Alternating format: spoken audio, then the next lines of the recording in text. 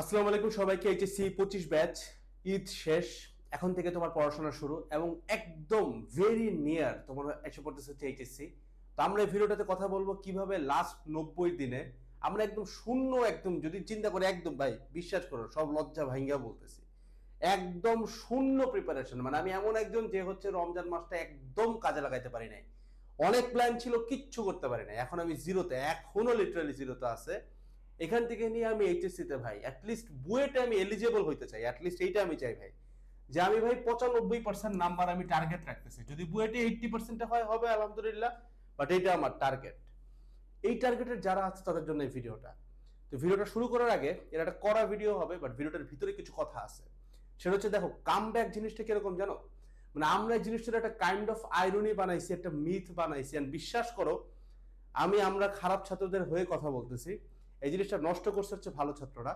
কারণ তাদের লাইফে কামব্যাক বলে কিছু নাই, ওরা সব সময় একটা আইডিওলজি মেনটেন করে, এই কারণে তাদের কখনো কামব্যাক দেওয়াই লাগে না। দ্যাটস ওয়াই ওরা একাডেমিক কামব্যাক নিয়ে মজা করে, খারাপ ছাত্রদেরকে নিয়ে মজা করে, এক কথায় মকারি করে। যেন খারাপ স্টুডেন্টরা এটা মনে করে এটা মজা, এটা একটা মিথ। আমি যেহেতু এই কয় মাস পড়ি নাই, এখন 3 মাসে কিচ্ছু হবে না, এই জিনিসটা যেন সে মনে করে, যেন ওই ভালো ছাত্রটার কম্পিটিশন কমে। দ্যাটস ওই কাজটা করে। তুমি বলবো ভাই এইচএসসি তো কম্পিটিশন নাই, এইচএসসি তে আবার কিসের কম্পিটিশন, সবাই তো ভালো করতে পারে চাইলে।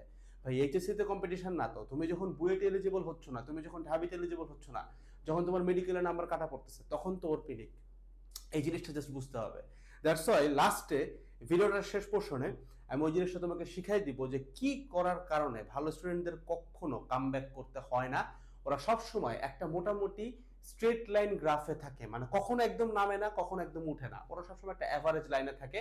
এবং সবসময় যে অ্যাভারেজ লাইন মেনটেন করতে পারে সে সবসময় টপে চলে যায়। এটা হচ্ছে মেইন কথা, ওটা আমি শিখাবো। তো চলো শুরু করি কামব্যাক কিভাবে করা যায়। তো আমি যখন ভিডিওটা চিন্তা করতেছি, আমি ধরে নিচ্ছি আমি একদম এপ্রিলের শুরুর দিকে ভিডিওটা দেখতেছি, আমি বেশ ভালো মানুষ। তবে বলতেছি এই ভিডিওটা তুমি যদি এপ্রিল না মেতেও দেখো, এই সেম থিওরিগুলো তোমাকে অ্যাপ্লাই করতে হবে। দ্যাটস আমি এটাকে বলতেছি the comeback theory for HSC 25 batch. Same theory, কয়েকটা জিনিসের উপরে আমাদের কামব্যাকটা ডিপেন্ড করে যে আমাদের কামব্যাকটা আদৌ সাকসেসফুল হবে কি হবে না। প্রথম যেটা, সেটা হচ্ছে এই জিনিসটাকে বিলিভ করতে হবে। বিলিফ, এই ইমান, এই বিলিফ ছাড়া ভাই কোনো জিনিস আগাবে না। বিলিফটা কি দেখো, আমরা ভাই সবকিছুতে, মানে আমরা, মানে বিশ্বাস করো আমি তো নিজেই তোমাদেরই, আমরা তো জাতি হিসেবে এক, তো আমরা আসলে খুব বাজে একটা জাতি। আমরা ভিতরে রাখি এক, দেখাই আর এক, মানে মুনাফিক জাতি যেটাকে বলে। কেন বলতেছি, দেখবা বিভিন্ন জায়গায় সোশ্যাল মিডিয়াতে খুব ধর্মভীরু কথাবার্তা তারা বলে, অ্যাজ ইফ তারা ধর্মের বাইরে কিছু যায় না।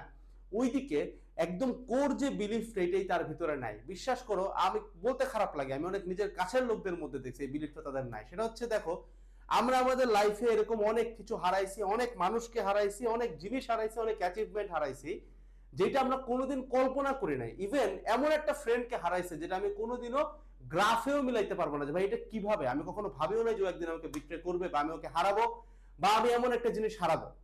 ধরো কেউ আছে অনেক ভালো ফুটবল খেলতে পারতো, সে এখন আর খেলতে পারে না।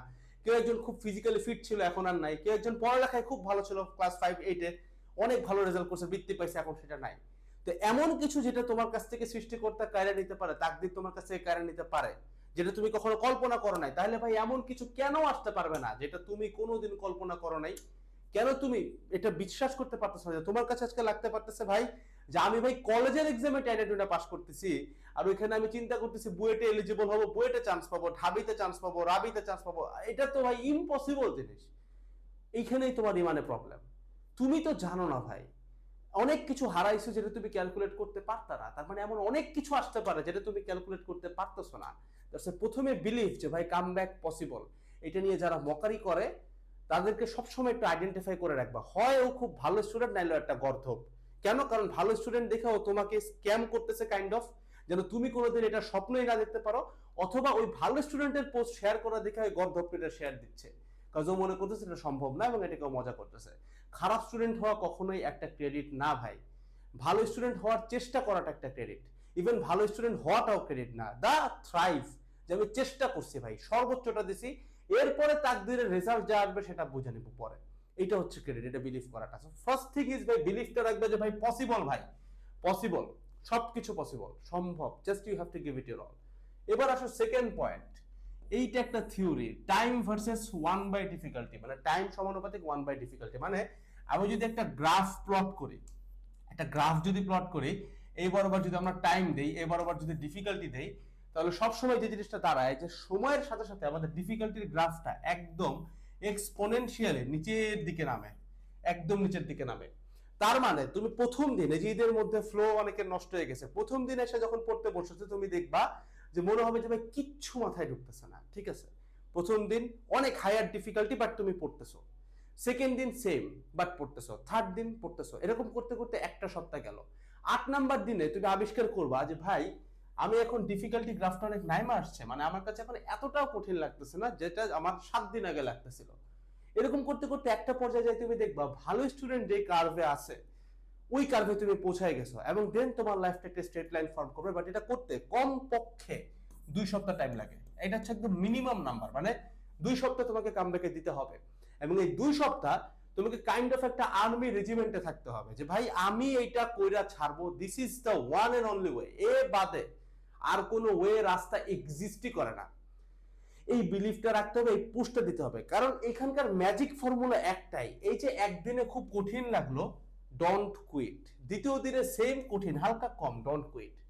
যতদিন না এই গ্রাফটা স্ট্রেট লাইন হচ্ছে ততদিন পর্যন্ত তোমাকে পুশ করতে থাকা লাগবে, যে গ্রাফটা একটা পর্যায়ে যায় এইরকম একটা স্ট্রেট লাইন হয়ে যাবে, তখন তোমার কাছে জিনিসটা ইজিয়ার হবে। ওই যে বলে না যে ভাই এত কম ইনপুটে ছেলেটা এত বেশি আউটপুট পায় কেমনে, এরকম না ভাই ব্যাপারটা। কথা হচ্ছে ও বছর কা বছর ধরে ইনপুট দিছে, কোনো আউটপুট পায় নাই, এখন সব আউটপুট একসাথে পাচ্ছে। এই সেম ঘটনাটা ঘটবে একটা পর্যায়ে যায়, তুমি দেখবা যে গ্রাফটা কোনো নর্মাল গ্রাফ থাকবে না, একটা পর্যায়ে যায় তুমি ইনপুট দিবে একটুখানি আউটপুট পাবে এরকম। This will always happen, but you have to give it time. Okay সময় দিতে হবে, ওইটা পর্যন্ত যাইতে দেওয়া লাগবে। সো ফার্স্ট ফর্মুলা হচ্ছে ডু নট কুইট ভাই। প্রথম 2 সপ্তাহ তোমার লাইফের একদম হার্ডেস্ট টাইম হবে, এপ্রিলের first 2 weeks. Just you have to push it, that's it. আমি যদি পুশ করতে পারি একটা পর্যায়ে যায় এই গ্রাফটা এমন গ্রাফ হবে, এখন যেমন অনেক কষ্ট লাগতেছে তখন দেখবো একটু দিলে এরকম আসতেছে input. This will change, this always changes ভাই। আমরা আমাদের লাইফে বিশ্বাস করে খালি পড়ালেখা নিয়ে বলতেছি না, জিম করা থেকে নিয়ে শুরু করে, জিমে যাবা প্রথম দিন 10টা পুশ আপ দিতে খবর হয়ে যাবে, দ্বিতীয় দিন একটু ইজি, তৃতীয় দিন একটু ইজি, 1 মাস পরে তুমি একটানে 100 পুশ আপ দিবা, আমি নিজেই দিতে পারবো। তো দিস ইজ দ্য থিং, এটা সময়ের সাথে সাথে অ্যাচিভ করা যায়।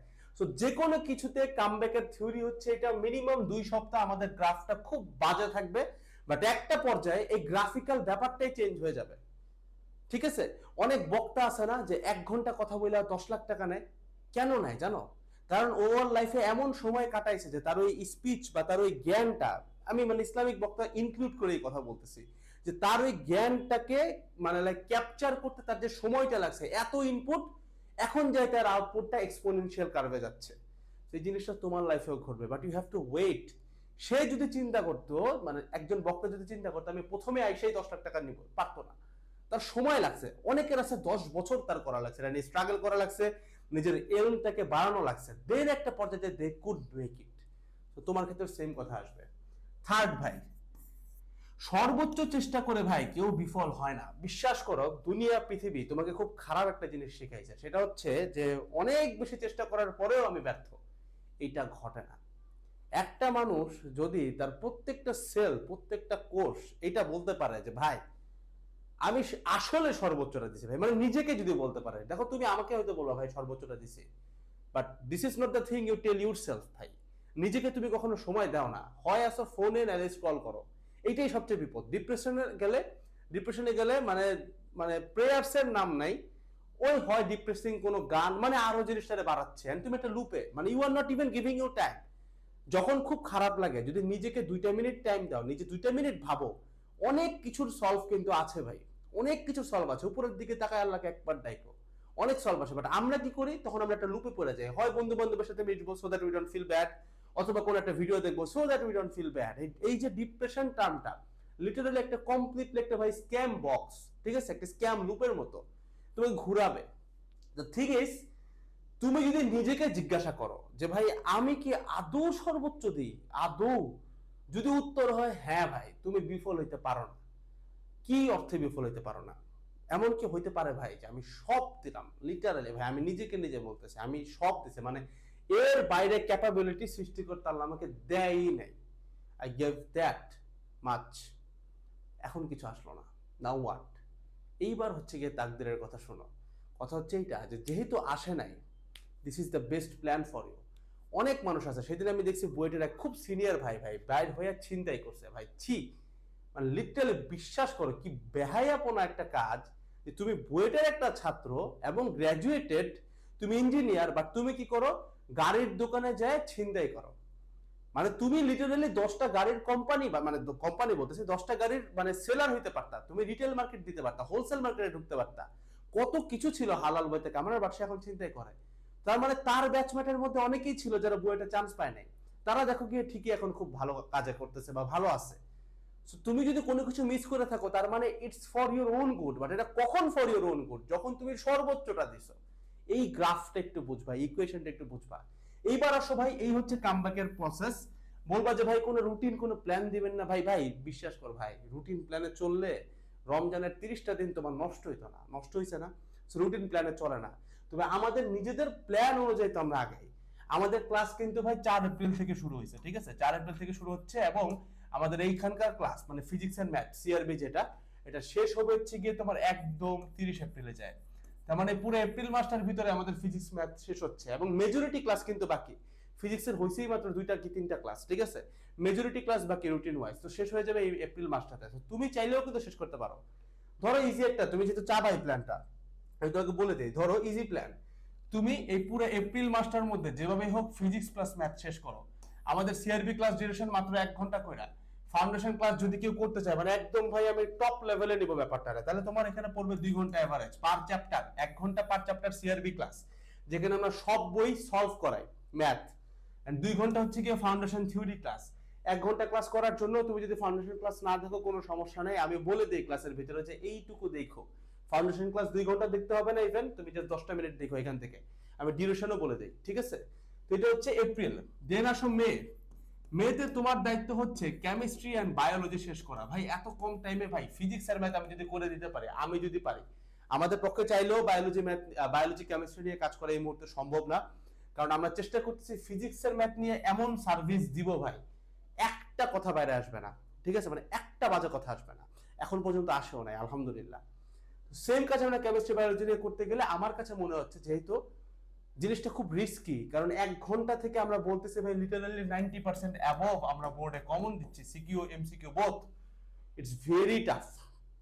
তাই আমি চাচ্ছি না আর কিছু, আমি চাচ্ছি এখানে মেইন ফোকাসটা রাখতে, যেন এখান থেকে মানে কেউ যদি বলে ভাই আমি কেমিস্ট্রি ম্যাথে ভালো নাম্বার পাবো, কারণ বইটা তো সরি ফিজিক্স এর ম্যাথে ভালো নাম্বার পাবো, বইটা তো মেইন নাম্বার হচ্ছে ফিজিক্স ম্যাথে, কেমিস্ট্রি তো অনেকেই ভালো করে কারণ থিওরিটিক্যাল প্রশ্ন আসে, তো আমরা তো এখান থেকে মেকশোর করাই দিচ্ছি। এখন কেমিস্ট্রি বায়োলজি তোমাকে যেমনি খুঁজতে হবে, খুঁজে নাও, ইউটিউবে ফ্রি প্লেলিস্ট দেখো, বা আমাদের রুটিন থাকবে, আমরা রুটিন দিব, অ্যাটলিস্ট গাইডলাইন দিব, ওই অনুযায়ী শেষ করতে পারবা তুমি যেভাবে হোক, ফ্রিতেই ভিডিও পাওয়া যায়।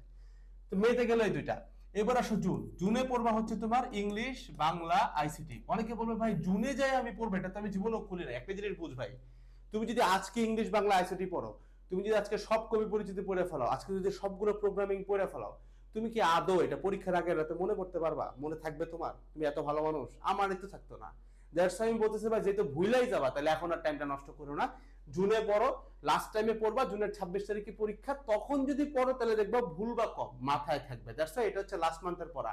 এখন প্লিজ এই জিনিসটা নিয়ে পিনিক দেখানো বাদ দাও, ঠিক আছে? দ্যাটস ইউর প্ল্যান, এটা নিয়ে মেকশোর করতে পারো, এইভাবে করে আগাইতে পারো। এই প্ল্যানের আরো ডিটেইলস বিস্তারিত আমাদের ডেসক্রিপশন বক্সে দেওয়া আছে, যাই একদম প্ল্যান দেখতে পারো যে আমরা কি চিন্তা করতেছি তোমাদের নিয়ে। এইবার আসো ভাই, কি করলে আমার কামব্যাকটা কোনোদিনও আমরা হারাবো না? উত্তর হচ্ছে গুছায় আগাও। তুমি বিশ্বাস করবে কিনা আমি জানি না, ভালো স্টুডেন্টদের কাছে যাবা, যে ছেলেটা কন্টিনিউয়াস গ্রাফে থাকে, কখনো বেশি ভালো না কখনো বেশি খারাপ না, মানে মোটামুটি ভালো, এবং এরাই কিন্তু বুয়েট টুয়েটে আসে। তুমি দেখবা এদের পড়াশোনাগুলা ভয়াবহ লেভেলে গোছানো। খেয়াল করলে দেখবা, আমি নিজে করছি, আমার বন্ধু বান্ধবদেরকেও দেখছি, আমি খেয়াল করে দেখছি যে ওরা খাতার শুরুতে এরকম একটা পেজে লিখে রাখে টেবিল অফ কন্টেন্টস, বাংলায় সূচিপত্র লেখা থাকে, যেখানে হচ্ছে আমি সরল লেখার ম্যাথ করছি, এটার ম্যাথ করছি, ফিজিক্সের এটা করছি, মানে এক্স্যাক্টলি লিখে রাখে। দ্যাট মিনস আর পড়াটা গোছানো। এইটা হচ্ছে তোমাকে যেটা শো করে, ভিতরে আর একটা ব্যাপার আছে, ও এমন একটা কাজ করে যেন পরীক্ষার আগে ওর যেন একটা সাবজেক্টে 5টা বই নিয়ে বসা না লাগে, ওর যেন একটা সাবজেক্টে 2টা বইও নিয়ে বসা না লাগে, ওইটারে গুছাইতে গুছাইতে এমন একটা কিছু বানায়, মানে প্রত্যেকটা বইতে ওর দাগানো থাকে বা কোন একটা খাতায় লেখা থাকে যে আমি এখান থেকে এত এত পেজ পড়বো। কারণ তুমি বুঝো প্রামাণিক থেকে ম্যাথ আসছে, এই 24 সালের বোর্ডে আসছে ভাই, তোমাদেরও আসবে।